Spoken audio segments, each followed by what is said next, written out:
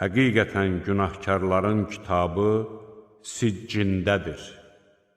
Sən hardan biləsən ki, siccin nədir?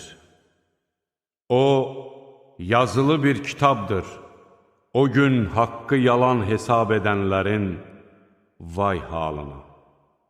O kəslərin ki, haqqı hesab gününü yalan hesab edirlər. Amma bunu həddini aşan günahkardan başqa heç kəs yalan hesab etməz. Ayələrimiz ona oxunduğu zaman, bu keçmişdəkilərin uydurduğu əfsanələrdir deyir. Xeyr, onların qəlbini qazandıqları günahlar bürümüşdür. Xeyr, həmin gün onlarla Rəbbi arasına pərdə çəkiləcək. Sonra onlar cəhənnəmə girəcəklər və onlara deyiləcək: budur sizin yalan hesab etdiyiniz cəhənnəm.